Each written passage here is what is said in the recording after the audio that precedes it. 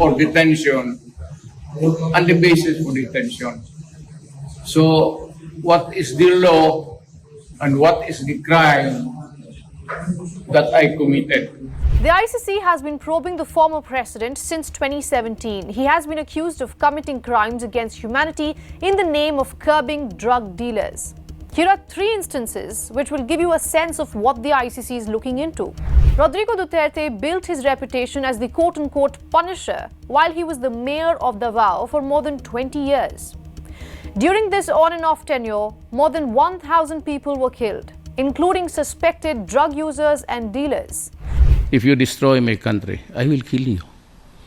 Make no doubt about it. If you destroy the generation of Filipinos coming up to replace us, I will kill you. Simple as that. His pledge to launch a nationwide crackdown on drug gangs became the feature of his successful presidential campaign in 2016. On his first full day, at least 12 people were killed, ushering in a bloody campaign for the next 6 years. In one of his statements as the president, Duterte said he doesn't care about human rights and issued a shoot-to-kill order against drug dealers. If you raise the flag of ISIS, that was the time I said, this cannot be done. It has to be stopped. And I'm willing to gamble with Marcelo. By the end of his term in 2022, the police claimed they had executed 7,000 people. The rights groups put the figure at 30,000. Many of these victims were dumped in garbage sites and open fields. The security personnel were offered immunity from prosecution. An Amnesty International report found that police officers confessed to receiving reward money for every drug suspect they killed. My order to them was that if they are holding a gun, kill them immediately so there will be one less criminal. Throughout his presidency, Duterte enjoyed a high approval rating from the public, allowing him to push for his brutal anti-drug war agenda. But his arrest has provoked mixed reactions. I think it was a right action because for people who were claiming for justice, for the deaths of their children, to get peace and happiness for those who were killed. Pagbitbit sa kanya doon sa ibang bansa.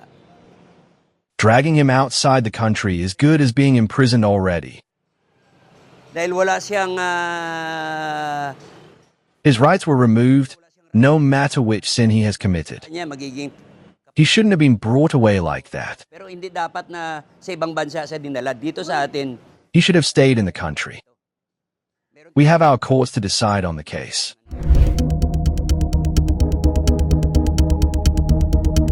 Whether right or wrong, let's leave that for the courts to decide. We want to talk about the politics behind it. Remember, earlier I had said that the ICC has jurisdiction over 125 of its members. Well, that's only on paper. Duterte's arrest was possible not because of this jurisdiction. It was possible because of a narrow set of circumstances that allowed ICC to act. You see, the court cannot carry out arrests on its own. It leaves it at the mercy of the official government. And who's in power in Manila right now? This man, Ferdinand Marcos Jr., who has made no qualms about his hatred towards Duterte. The arrest has an uncanny timing. It's an election year in the Philippines and 2 major political families have had a public fallout. Interestingly, Duterte's daughter, Sara Duterte, is the current vice president, and there is an impeachment process ongoing against her. The political rivalry has reached heights unimaginable.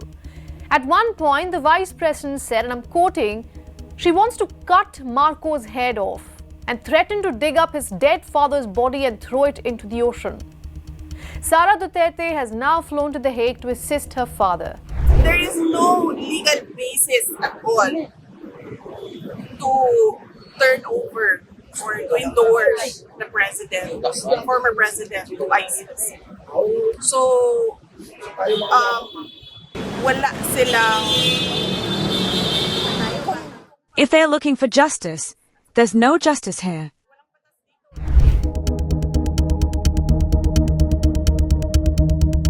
So while the ICC is lauding its arrest as significant, the truth is that it goes to show how limited the international body's powers are. In practice, the court has little to no ability to go after its suspects, unless it has all pieces in a specific order, like in Philippines right now. There were two other world leaders the ICC had issued arrest warrants against in the past 1 year. Israeli Prime Minister Benjamin Netanyahu was accused of war crimes in Gaza on November 21st last year. And Russian President Vladimir Putin was accused of war crimes in Ukraine on March 17, 2023. Why hasn't the ICC been able to move against them? The answer is simple: the ICC's hands are tied. And this is the case in most high-profile arrests warrants. It's just optics at the end of the day. Rodrigo Duterte's arrest may seem like a big win for the ICC, but it only exposes the court's weakness. His detention was driven by Philippines politics, not ICC's power. So it acts when the political landscape allows it. But against world leaders like Russia, the US, China, or Israel, it becomes a toothless entity.